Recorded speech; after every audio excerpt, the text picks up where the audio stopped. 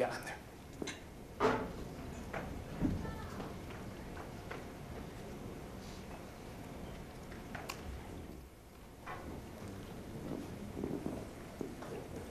All right, ladies and gentlemen, good morning. My name is John Fassman. I'm the Washington correspondent for The Economist. I have to plug our paper before I start. We have supported drug legalization since 1988, back when it was considered a fringe, irresponsible position. I'm very glad to see that the world is catching up. Today's panel is about cannabis and tax fairness. And this fraught subject got a jolt of good news recently. Colorado's Republican Senator Cory Gardner said that President Trump promised to support congressional efforts to protect states that have legalized marijuana. And Chuck Schumer announced that he is proposing a bill to decriminalize cannabis at the federal level. That puts him at odds, of course, with Trump's Attorney General, Jeff Sessions, who's one of America's last dedicated drug warriors. And among the things we'll talk about today is what this actually means for the industry. And I have a great panel to discuss this with me. We have Michelle Minton from the Competitive Enterprise Institute, a libertarian think tank. We have John Kagia, who is Executive Vice President for Industry Analytics at New Frontier Data, which is a consultancy focused on the cannabis industry globally. We have John Hudak, a Senior Fellow in Governance Studies and Deputy Director of the Center for Effective Public Management at the Brookings Institution. We have Neil Levine, who is Chairman and founder of the New Federalism Fund, which is a 501c4 focused on state-level cannabis laws. And we have Grover Norquist, who is President of Americans for Tax Reform. So Michelle, let's start with you. And let's start with a very basic question. Most Americans support legalization. Why is it not yet legal? Well, and I've said this before, really what it comes down to is incentives. So if you ask someone in a poll, do you support drug legalization? 60%, over 60% will say yes when it comes to recreational. About 80% will say yes when it comes to medical. But of that 80 or 60%, very few of them are willing to go to their representative and say, I am not going to vote for you if you don't legalize marijuana, or if you don't support marijuana legalization. However, there are a small minority of people, especially on the Republican side, who happen to have a lot of money, who will say, I will not fund you if you support marijuana legalization. So it's just easier for politicians to keep their head down. But by my numbers, there's at least 50 people in the House, 50 representatives in the House who have already voted for some kind of marijuana legalization bill. There's probably another 25 or so who have voted in a way that makes me think, should some kind of bill come up, they'd be highly likely to vote for it. And then there's an unknown number of people who are quietly pro-marijuana. In particular, on the Republican side, there are a lot of Republicans who say that they believe in states' rights or federalism, which is the more appropriate term. I know Grover will say states don't have rights, people have rights. So those type of people, for example, a Paul Ryan, who should support descheduling marijuana, taking it out of the Controlled Substances Act. Paul Ryan, of course, has been pretty anti-marijuana legalization. However, he started to soften a little bit. And I think should a Chuck Schumer bill, for example, come up, it's likely that he'll go along with the tide. In the last year even, we've seen so many bills that makes me think the pressure is starting to shift a little, the incentives are starting to shift, but it's still easier for a politician to keep his head down on an issue until it becomes an election problem. So let me ask you to handicap those bills. If you were betting and the Cory Gardner bill, Chuck Schumer bill came to the House and Senate floor, would they pass? I think that I should ask, what are the chances they come to the floor? What are the chances they pass? Schumer's bill, good chance. Gardner's bill, less of a chance. But it's because of Schumer's position, because he's in leadership, that leadership has, for the most part, taken a pretty anti-pro-marijuana position. Although you also have Mitch McConnell, who just introduced last week a hemp legalization bill. And Pelosi, I think, has said that she might eventually consider legalization of marijuana, and her voting has been pretty good. She's voted to make it legal for veterans. She voted for Rohrabacher-Farr, which would defund the Department of Justice from going after marijuana in the states where it's legal. So I think the Schumer bill actually really has a good chance, and Gardner's bill has gotten a lot of support. So I think it has slightly less of a chance just because of his rank, but I think they both have a good shot. So marijuana is still illegal at the federal level. Are you surprised we haven't seen more federal marijuana prosecutions? I mean, I'm imagining an ambitious young DA in Denver, Seattle. He wants to impress Jeff Sessions. Why haven't we had someone going after a legal marijuana in states where it's legal? I think because the repercussions are pretty high stakes for Jeff Sessions, for example. You know, up until last year, we had the Cole memo and we had Rohrabacher kind of handicapping them a little bit from going after legal marijuana offenses, if that's a phrase that I can use. But when they start going after, if that happens, what they do is they open the door for the courts to really start considering this. And it also puts more pressure on politicians to finally do something. If the states just start legalizing it and the federal government and the Department of Justice doesn't interfere, us voters, that 60 or 80% of people who say we want it to be legal, are fairly content. If the Department of Justice starts prosecuting mom and pop pot shops, it's hard to say, if they start doing that, then people start to get angry, and it kind of moves up on their hierarchy of important issues when they go to vote. So if we were to see a crackdown on the cannabis business, you think there would be, that would paradoxically sort of be a push toward full formal legalization? Yes, and I think Jeff Sessions understands that, is that he's playing on the idea that what he really wants to do is not so much throw people in jail, although he definitely wants to throw people in jail, but he always wants to do that. But what he wants, and take their money also, what he really wants is to create a chilling effect in the states. He wants to stop the progress in the other states by threatening to prosecute. So state legislatures are often very hesitant to do anything when they don't know what the federal government's going to do about it. If they think, well, we're going to legalize, and then all of a sudden we're going to have to deal with all these prosecutions, maybe we should just hang back and wait till we have clarification from the federal government. So I think that's what he's basically just trying to bully states into not moving forward with legalization efforts. So when we spoke last week, you mentioned that there is a sports betting case pending before the Supreme Court that could have ramifications for the cannabis business. What's the case and what are the ramifications? Right, so the case, originally it was called Christie versus the NCAA. Now it's Murphy, because Murphy is the governor of New Jersey. And the basis of the case is New Jersey wants to legalize sports gambling. There's a federal law that's been around since '92 that said if you didn't have sports betting then, you can't do it now, ever. And New Jersey says that's unconstitutional. Part of our Constitution says that the federal government cannot tell state legislatures what they can and cannot do. I mean, it can tell us individuals, it can say, for example, marijuana is illegal, and then states should not be able to legalize it exactly because of the supremacy clause. But that's not what this gambling law did. It specifically is addressed at the states, at the state legislatures. So this is one of the things that it wouldn't, should New Jersey win, should the Supreme Court say, yes, the federal government cannot tell states what to do, it would bolster the case for state legalization of marijuana. It wouldn't be a clincher, but it would definitely raise the profile of this idea of federalism. So let me backtrack a bit. 280E, I think you should give the audience a sort of brief explanation. What does it do and why is it there? 280E, sorry. The tax law, the law forbidding, the law that bars marijuana businesses from claiming tax deductions for normal business. That's a question you're going to have to ask one of the tax experts. Okay, all right. So tell me where the sports betting case lies now. It's before the Supreme Court? Yeah, so they heard arguments in December. I was there. A surprising number of justices seemed very sympathetic to New Jersey and very aggressive towards the federal government, because the Solicitor General did give arguments in front of the Supreme Court, and they didn't really seem to buy his argument. So we're just waiting now. It could any day we could get a decision from the Supreme Court, any day up till June 25th. Okay. So John, let's turn to you. We have a better picture of the sort of national legal and policy landscape. Tell us about cannabis consumption. What are the trend lines? What are the demand lines you're seeing? So the three, broadly speaking, trends that are converging that have been catalytic to why we're seeing this momentum behind legal cannabis. One we've just talked about, which is support for legalization. Nationally, 64% of Americans now support adult use or recreational legalization. Between 80 and 90% support medical legalization, depending on whose polls you use. But broadly speaking, when Gallup and Pew both say this is one of the fastest evolving social issues that they're tracking, it's moving even more quickly than gay marriage did. So if you recall 5-6 years ago when it suddenly felt like gay marriage, which had been such a contentious and deeply divisive issue, suddenly became mainstream and normalized, we're seeing cannabis moving even more quickly than that. The second is that not only is support for legalization growing, but the number of cannabis users, particularly the number of regular cannabis consumers, is growing very quickly.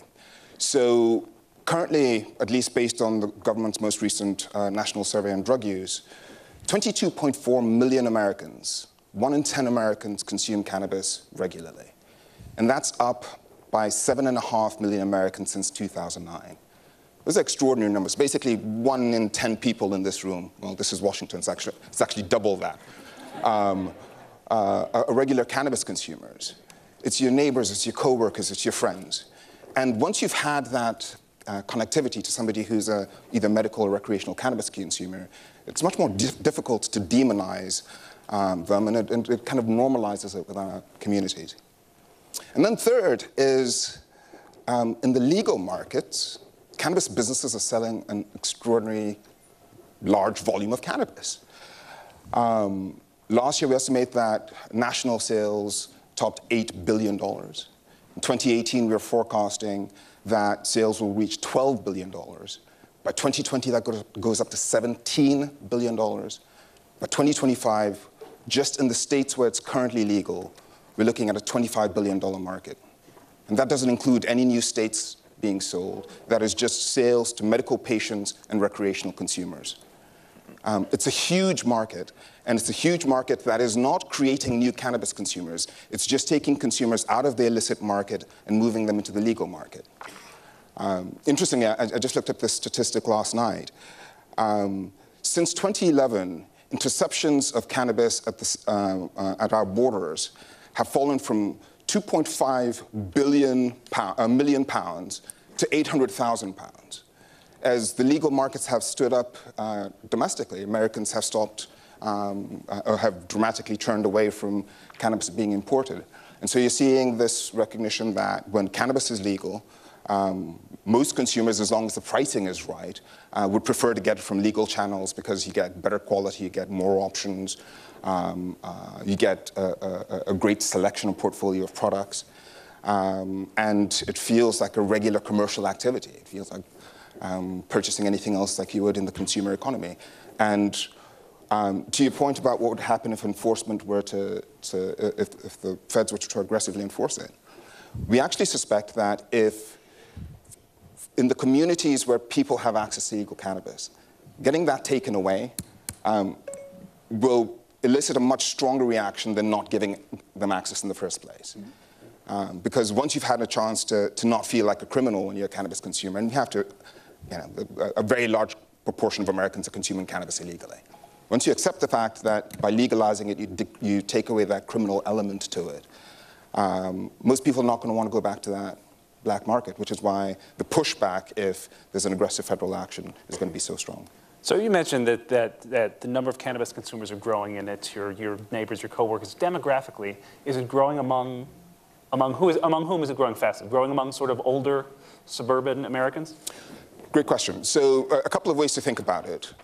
Historically, men have consumed cannabis at about twice the rates as women, but you're seeing much faster growth in cannabis use amongst women than amongst men. Historically, you've generally seen much greater cannabis use amongst younger age groups. So the under 35s consume cannabis at almost twice the rates of those over 55. But you're seeing much greater rates of adoption amongst older populations. And one of the reasons for that is the new product forms of cannabis that are available. So as cannabis has been legalized, in the pre-legal markets, the majority of consumers are cannabis smokers. You smoke it, in joints or in pipes. Both legalization, you have investment in infrastructure to develop new product forms. The quality of edibles is the caliber of food groups or foods that you would expect to see in Whole Foods, but just happen to be cannabis infused. You have these vaporizer products that take away the combustion element. So for people who are concerned about smoking, you now have non-smokable forms of the product that address that.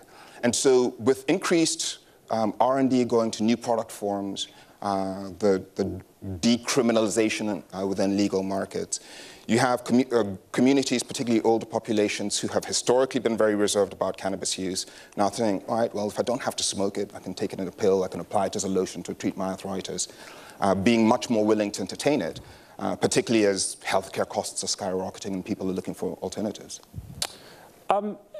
You mentioned the enormous amount of legal cannabis that states that have legalized are selling it. Can you generalize about what states are doing with the tax revenue?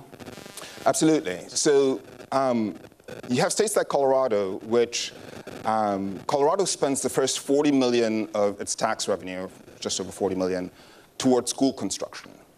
In total, it's spending about over 60 million in education in general. And that's quite compelling given when you think about the number of protests that have been held in places like West Virginia because there's not enough money to pay teachers or give them pay raises. There's a lot of capital being invested in health and health-related programs, from drug abuse and treatment programs to general holistic health, improving the health of our communities. And then there's a number of states who are just allocating a lot of the cannabis revenues toward their general fund, toward the ways in the totality of their state budget, using it to fill in some of the gaps. And the numbers are significant. Since 2014, Colorado has made nearly $750 million in cannabis taxes. Last year, it made $250 million alone. So these are significant numbers for state budgets, but at a time that states are increasingly squeezed on their revenues. So when you see these initiatives sort of go forward at the state level, is it sold as a tax benefit policy? Is it sold as a sort of liberty issue? That's certainly been one of the important arguments, and the 40 million clause in Colorado is one of the important ways to get some buy-in into the bill. So tax revenues has certainly been one of the ways in which this has been, or legal cannabis has been sold. But we think social justice is also another critical part of it. The decriminalization and the recognition of the social inequity with which cannabis prohibition has been enforced. When you're nationally 4 times more likely to be arrested for cannabis uses when you're black, or even though cannabis consumption rates are almost identical between blacks and whites. Addressing some of that inequity have been really important aspects of this debate. So, John, let's turn to you. This industry has grown despite significant tax burden. You talk a little bit about 280E, how it came to be, what it does, and also about the federal banking restrictions. Sure. So 280E is a section of the Internal Revenue Code that, in its most basic terms, says that if you are engaging in activity that is illegal in the context of drugs, you are not entitled to the type of business deductions that you would traditionally be eligible for. And Grover can go into more detail about 280E for sure. But there's this sort of irony in American policy, that is, no matter what illegal activity you are engaging in, whether you are a legal cannabis business in Colorado, whether you are the mafia, whether you are running a child prostitution ring, you are supposed to pay your federal taxes. Now, it may be shocking that most child sex ring leaders don't pay their federal taxes, but if they were willing to go to the IRS with a bag of cash from a bunch of perverts, they would pay their taxes, but they would not get the types of deductions. For instance, if they wanted to build an addition onto the house that they are running a child sex ring out of, the federal government would say, no, you're not entitled to those deductions. Now, I don't think there's anyone, I hope there's no one in this room who's thinking those poor pedophiles, that's terrible tax policy. But for a legal cannabis business, it's a serious issue. Especially at the beginning, the inception of a business, when you have tremendous capital needs, you also have tremendous tax burdens, because what a business is usually sinking money into, thinking that they will get they'll have the ability to deduct that come tax time. Every other legal business in the United States has access to those benefits. Cannabis businesses don't. And so people who are out there who are fearful of big marijuana, it's a lot easier for a large marijuana firm to absorb those costs than it is for a mom and pop firm to absorb those costs. So Section 280E creates this dynamic where businesses are getting hurt constantly. Patients and customers are getting hurt constantly. Why? Because when you can't deduct those taxes, the price for that business increases. The business isn't paying that price. You're paying that price at the point of sale. And so it raises prices across the industry. not because of anything that the industry wants to do, but because of what the industry can't do. And that has effects on the ability to displace the black market. It has wide-reaching effects across the industry and across the country. To your question about banking restrictions, this all gets tied in. The first panel of the day was talking about how difficult it is to pay taxes when you're a cannabis business, at the state level and at the federal level too. State treasuries do not like you coming in with a big bag of cash or a pallet of cash for some companies in order to pay your taxes. In part, when a business does not have access to banking because of Treasury and Federal Reserve and other regulations, they have to become a cash-only business. The irony in all of this, and this is a real killer for me, is that this all exists because of fears about money laundering, because of anti-money laundering policies in the United States. There is no bigger facilitator of money laundering and tax cheating than the United States government because of the regulations that come out of FDIC, that come out of Treasury, that come out of a variety of places, including the Federal Reserve. If you are cash only, if you are forced to be cash only, it is much easier for you to skimp on your taxes. It is much easier for you to launder money. And while most of this industry is full of good actors who are well-intentioned, who want to be honest, genuine brokers and business owners, there are bad people in this industry too. And every day that cannabis businesses don't have access to banking is another day that those bad players in this industry are going to outwit and outsmart people in this industry and the government, and do a lot of terrible things with the money that they can stash. So, please, how did this happen? Tell us how public policy on marijuana has evolved. Public policy on marijuana has evolved in dramatic and interesting ways. And as a self-plug, if you'd like to read about it, you can buy my book, Marijuana: A Short History, available on Amazon. But it has been something that, I'm not going to go through the whole arc of history, but you go through this period in American history where the British Crown required landowners to grow hemp at times. Medical cannabis was something that was fairly common in apothecaries in the 1800s. And then suddenly, this may come as a shock, the federal government realized they could racialize this policy.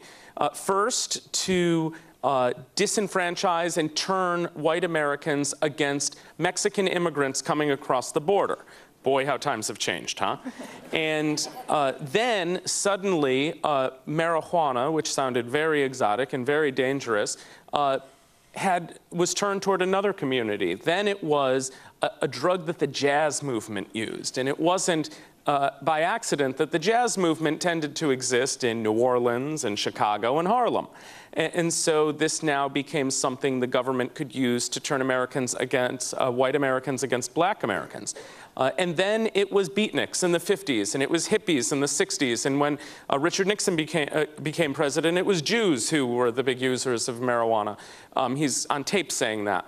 And so this became a product that was made illegal, first informally and then formally, not because of harms, not because of science, not because of our understandings of public health, but because of politics and racism and the ability to divide and the ability to get votes. And so where we are at now is a position where states are saying no to this. Legislators at the federal level are saying no to this because they understand the history and they understand the substance, and they're looking out at that landscape and saying, alcohol kills a hell of a lot more people in this country than cannabis. Nicotine kills a hell of a lot more people than cannabis. We as states, we as individuals can probably make better choices about this drug than a crazy man named Harry Anslinger did at the Bureau of Narcotics in the 1930s. He's worth a mention. Talk a little more about Anslinger and what he did. Harry Anslinger cut his teeth at the Bureau of Prohibition, and then he was appointed to head the Bureau of Narcotics in the early 1930s. He was a peer of J. Edgar Hoover's. In fact, he ran the Bureau of Narcotics for almost the same amount of time as J. Edgar Hoover ran the FBI. And he was a teetotaler. He was a vowed prohibitionist, and he found cannabis to be the product that he could sell. I guess you could say, he could sell to the American public as something that was a problem. And so you see him writing in newspapers, writing in academic journals, testifying before Congress about all of the terrible things that cannabis does. And this should seem familiar to any cannabis user out there, because I think you've experienced these same problems. You've committed rapes and murders. You've gone psychotic. For the white women in the audience, you've done the terrible thing of having sex with a man of color if you used cannabis. These are things that this man literally said to Congress in newspapers. And it scared white America. It scared people about what it meant for the fabric of society. And he was a master psychological manipulator who helped turn this nation against a drug that had been part of society since before the founding. Man, all right, thank you. Neil, we haven't had a business view. You're out there in the trenches. How does 280E affect you? Not to disagree with John, who I respect greatly, but local taxes can be passed on, but 280E cannot. When you're paying an effective rate of 80% or more, there's just nothing coming out the tailpipe, any way you cut it. Mom and pops, there's no way for them to make anything if they're paying their taxes. Maybe if you run a really, really smart business and you're able to scale, you can pull single-digit percentages out of profit of the business, but not enough to properly scale, not enough to reinvest into your business. It is an industry killer. It's there on purpose. The federal government is using it to keep the industry small and poor. And going back to the history of how 280E began, it was actually an industrious drug dealer out of Minneapolis by the name of Jeffrey Edmondson was arrested. He went for some standard business deductions for his cocaine, methamphetamine, marijuana business. And he won in tax court. So the Congress responds in the early 80s by passing 280E, which says if you traffic in a Schedule I or Schedule II controlled substance, which marijuana, cocaine, and methamphetamine all are, you may not take any standard business deductions outside the true cost of goods sold. They never envisioned an industry like ours existing in the early 80s when they passed this law, and 280E has been misapplied and targeted to our industry since California passed Proposition 215. This has been historically a bipartisan issue. That was the Clinton administration. The head of the NAACP back then was General Barry McCafferty, and that was originally their policy to use 280E and everything in the code they could to try and strangle the industry in the grave. And they've slowed us down, but they haven't strangled us in the grave, in the cradle, I mean. What about regulations around financial services and banking? What would you like to be able to do that you can't do? We'd like to use a bank. Credit cards? Can you use local banks? I mean, credit unions, state-based credit unions, things like that? It's patchwork. And, you know, going back to what you were talking about earlier in your introduction, I actually have some big news that I'd like to share with everybody here. So, you know, we've been working closely with Senator Gardner through the new Federalism Fund, working mostly on tax policy and banking and such. And this was historic news that came out last Friday. It's huge progress, regardless of how this goes forward. John was correct in saying that, okay, now there's a ton of work to do to actually get legislation through the Senate, through the House, and get us into a position where we might be able to significantly change federal law. As an industry, the new Federalism Fund is now joining forces with the American Trade Association for Cannabis and Hemp, and we are going to form a new cannabis trade federation and bring significant resources to the lobbying fight to try and pass this legislation and normalize this industry once and for all. Great. So let's pivot off that and tell us about the new Federalism Fund. What is it? What are its goals? When is it formed? We're a 501c4, and basically coming out of the 2016 election, we formed because we saw a potential opportunity with comprehensive tax reform. We have a very bad tax issue, and so we thought as part of that package that it was a coin flip shot, and as an industry, we took a shot because that was the best shot we ever had to fix this horrible tax problem. We didn't get into comprehensive tax reform, but obviously from the news that we've all seen in the last week, we were able to make a tremendous amount of progress, and we are poised on the brink of real federal change, and it's going to take a lot of work, and it's going to take a lot of resources, and we're ready to go. Tell us about the conversations that you have on the Hill, as the NFF has, with how do they differ depending on the political leanings of who you're talking to? How do you frame this issue? Yeah, it's interesting. It's not really a party issue. I think it's more of an age issue. to be honest with you. You'd be hard-pressed to find a Republican on the Hill under the age of 40 who's against us. Right. So you know, I think that when you take a look at this overall, this is actually a bipartisan issue that touches each side. It's a social justice issue. It is a federalism issue. It is across the board a massive confiscation of wealth and personal rights. And you know, we are because of the state-federal conflict, because the federal government is executing policies that is not allowing the states to be the laboratories of democracy. We now have 9 states plus the District of Columbia that have opted out of prohibition entirely. We have 30 states plus the District of Columbia that has medical marijuana law, at least on the books. The toothpaste is out of the tube, and this is only going one way. The federal government should step back. They should allow the states to be the laboratories of democracy. The sky has not fallen. It's going well. We're generating tons of tax revenue. In states that have passed laws, opioid deaths are declining. And, you know, the experiment is working, and it should continue, and the federal government should get out of the way. So if they did that, if 280E were rescinded, what would the growth in the business look like? I mean, it would be monumental. I mean, our EBITDA looks great, but basically, 280E is a massive confiscation of wealth from both the businesses and the states. Yeah. I want to see if I can get you to say something indiscreet. Who are cannabis's best friends on the Hill?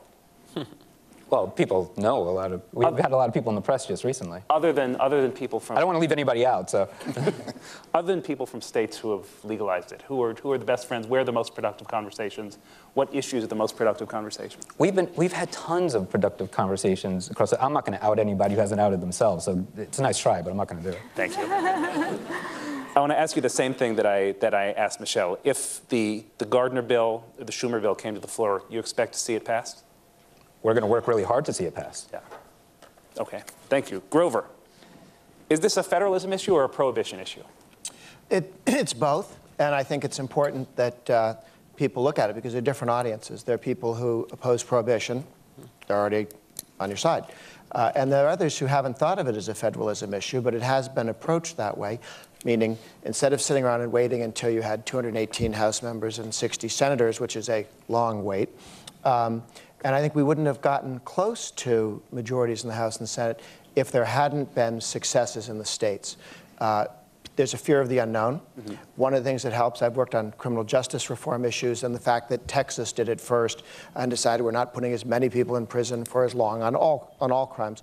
And then other states go, and nobody lost an election in Texas. That's pretty cool. And then they just did it in Georgia.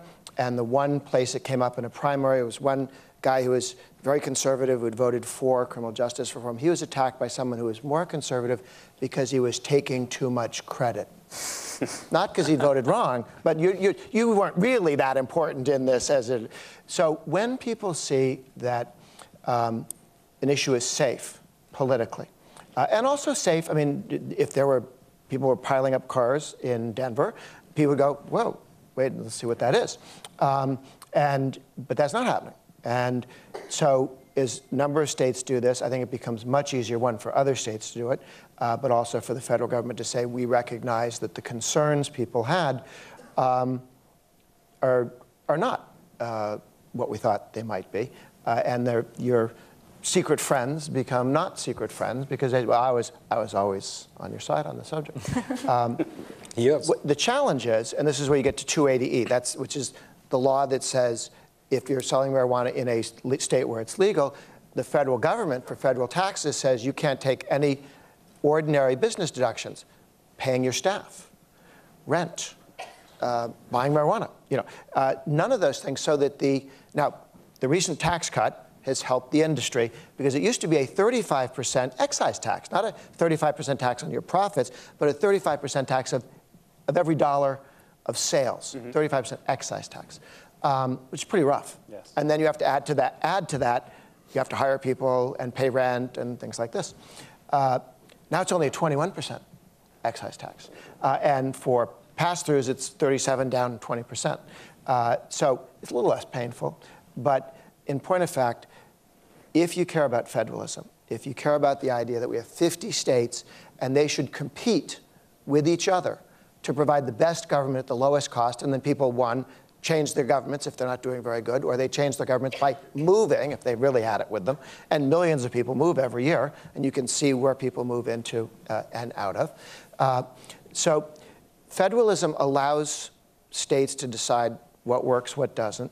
But the federal government, through 280E, interferes with federalism because they say, OK, Colorado, you've got this, but we have this massive punitive tax, an excise tax rather than a profit tax, that makes it difficult. And when you talk to an audience about it who may not have an interest in or care one way or the other or even be hostile to marijuana, so how would you feel if school choice, a scholarship or a voucher, faced a 35% excise tax? Because while your state said we're going to have school choice, parental choice in education, the federal government, the teachers union said, no, we don't like that. We'll have this massive income tax on your income, scholarship.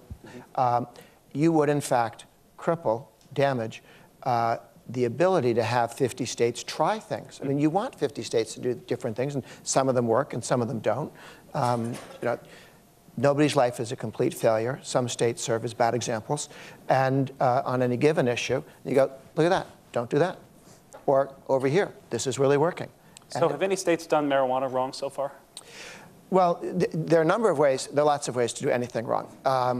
One of my least favorite is in Nevada, where they said, we want to be marijuana wants to be regulated like liquor, wine, spirits, beer. That's what you don't want, okay? This is the one stupidest way to regulate anything in the whole world. We take it out of the Commerce Clause and tell states you can do any stupid thing you want and suggest how to maximize the number of people who extract monopoly rents out of the system. So, sorry, unpack that a little bit for the audience. Oh, when we ended Prohibition the last time on spirits, liquor, beer, wine, we said, OK, states can decide how it's produced, marketed, and you have to have, so you're allowed to have 3 tiers. We have a, you have the store run it, and then the wholesaler, and these guys all manage liquor sales. And this is why you can't get a beer on Sunday afternoon. And they have all sorts of rules that you don't want to, that nobody else would put up with any other product. The guys in Nevada, the people who run the wholesale distributors said, why don't we run marijuana just like we do spirits and run it through us? So we get to have a monopoly on the distribution. Well, unfortunately, they put a few $1,000s into the campaign, and they were able to write the rules. Remember, that passed. It's unfortunate. Ohio, you had 5 guys who had a bunch of land and said, well, we're going to legalize marijuana, but you have to buy it from our land. I mean, that was laughed out of court and didn't make it. But you have to watch out for people trying to write special interests into state constitutions as you're changing this. Washington State runs it a little too much like selling stuff out of the post office instead of allowing lots of different private sector competitors. So you can, but again, you look at that and say, don't do that, and move that way. So there's some I would stay away from treat us the way we treat spirits and wine and beer. That's a bad model. It's not a good, slightly better than Prohibition, but it's not where you want to get stuck. Let me ask you the converse question. Who does it well? Oh, Colorado, I think, has been interesting. The guys who did it first did it. Usually the third adapter sort of gets it right. The first 2 guys, oh, don't do that, don't do that. Now we know what we're doing. Very interesting. I think Colorado right now. And Colorado does it right because why? Maximum amount of competition, least regulation? Yeah, and now they promised there was only going to be 1 level of tax. I think they promised 15, then it went up to 25. Yep. That was unfortunate. And that's kind of a dirty trick because they said they weren't going to do that. But you always have to keep an eye on the governments because they always want to tax everything. Right. We got a few minutes left, and we have a great panel. I'd like to open it to questions. Can I see? Yes, ma'am. I think, hang on, she's. Oh, thanks. Hi. I'm wondering about what the tax implications are for third parties who try to assist either dispensaries or cultivators, for example, if they want legal advice or if they want help with marketing. How are those businesses able to navigate the tax code? Would they be able to put money in banks and those kinds of things? If you're not trafficking in cannabis, 280E doesn't apply. Other questions? Sorry, it's incredibly, yes, up there. Yeah, Dave Bishop, I'm the Libertarian for Congress in Maryland District 4. Curious about... Hang on, I think there's a mic coming to you. Oh, that'll work a lot better, thank you. I'm Dave Bishop, I'm the Libertarian running for Congress in Maryland's District 4. Curious about the implications of, say, we weren't able to get Schumer's bill through, for example. What are the repercussions, I guess not repercussions, but the results of simply just trying to get rid of 280E by itself if we weren't able to do more of what we want to do in other areas? For anybody. I think we're going to get out of what Gardner negotiated with Trump, the two pieces, the way they're doing it, you'd end up with 280E sidetracked and the ability to bank restored because you take marijuana off the prohibited list. So it should, the Trump Concord and Cory Gardner of Colorado deserves a great deal of respect for, he put a hold on every single appointment nomination in the Justice Department, which got the attention of the #1 opponent of modernizing our approach towards marijuana, and took him out of the debate and went directly discussing things with Trump. And we have an agreement that should move forward that solves those two problems. Schumer's legislation goes further and solves some of the other challenges. And one of the reasons why addressing this 280E issue is becoming more urgent is partly because of the industry dynamics.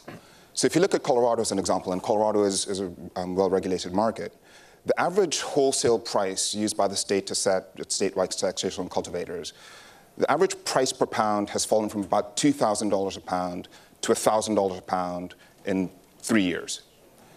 It was one thing when your margins were very, very high, and when the market first launched, that you could you could bear that 80% tax and still skim a little off the top, or take a little out of the business, get a little out of the exhaust pipe. But once you hit $1,000 a pound, there's a lot of folks who are getting squeezed out. It's much less tenable to survive under that environment at $1,000 a pound, when a lot of companies had set their break-even points at $1,000 a pound. So you add on top of the fact that you're hitting a break-even point and you're having this 70–80% federal tax. If this doesn't get addressed soon, you're going to see a lot of small and medium-sized operators in Washington, Colorado, and Oregon struggle to make it through the next couple of growing cycles. Can I add to that quickly? I think one of the benefits of Chuck Schumer's bill, if you are a cannabis advocate, is not its chance of passage. It's not going to pass this Congress, period. Pete Sessions is not going to allow it out of the House Rules Committee. It is not going to pass this Congress. But here's what it does do. It signals to other Senate Democratic colleagues and to other House Democratic colleagues, I'm the strongest leader in this party right now. You have cover. This is an okay issue for you. And in discussing it, what did he say? He said, I looked at the numbers. I looked at the polling on this. This is a no-brainer. I'm paraphrasing. That's essentially what he did. And that's a real benefit moving forward. Chuck Schumer is not looking at his bill passing this Congress. He's looking to the next Congress, where maybe the House is controlled by Democrats. It will definitely be controlled by a different speaker in the next Congress. We know that.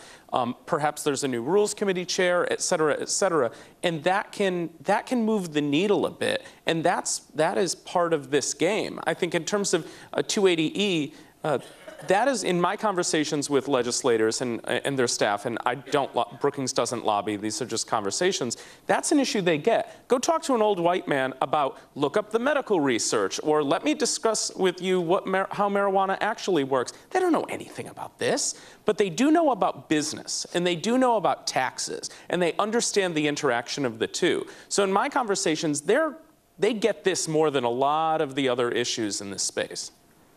I want to bet John a dinner that we'll get it through this Congress. Hey, I'll take your money any day. I'll take your dinner. Yeah. Wow. Other questions? Yes, right there. Hello, Andrew Santo, DC Dance Safe Harm Reduction Organization. I was wondering how much support the industry is getting from banks and lenders and regulatory institutions that can't necessarily support it legally yet. You know, how much support are you expecting when federal finally changes?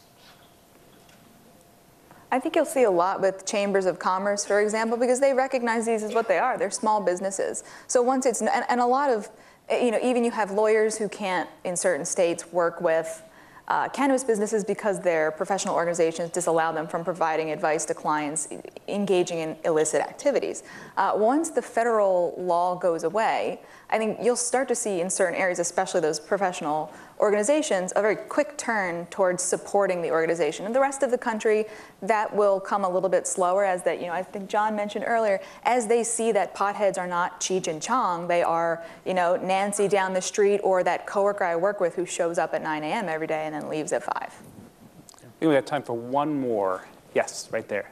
So real quick. Hang on, let's get you a microphone.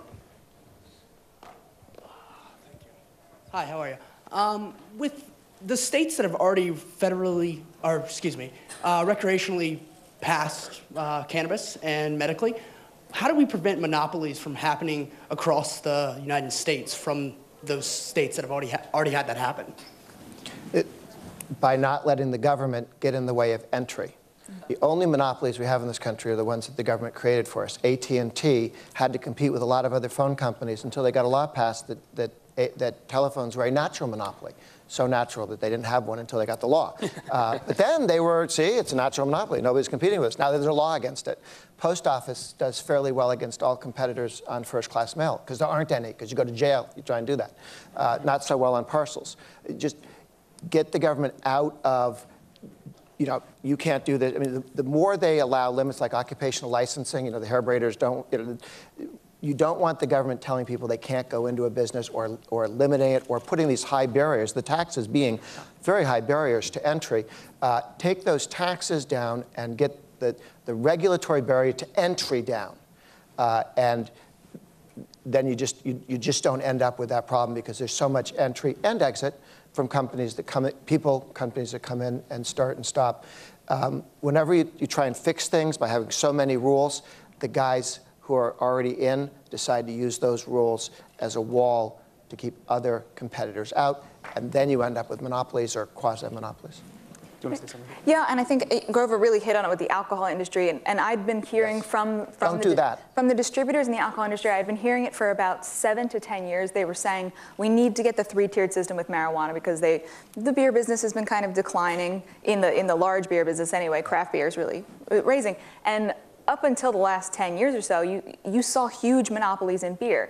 There was more beer being produced in this country than there had been since Prohibition, but it was mostly by 3 companies. And the reason is because each of the states just decided to go with the distributors and said, okay, so if you produce beer and you sell it at retail, you cannot talk to each other. You have to go through this third person, this distributor, that gave them an enormous amount of money because they controlled the entire industry. And it allowed them to make a lot of money and then pay politicians, give them donations, and then keep the laws the way they are and keep their competitors locked into certain areas. That's definitely what we don't want to see with marijuana happening. So hopefully Nevada will learn a lesson when they see all the surrounding states doing much better and then change their laws. I've got the evil flashing red light there. Can you please join me in thanking this great panel? Thank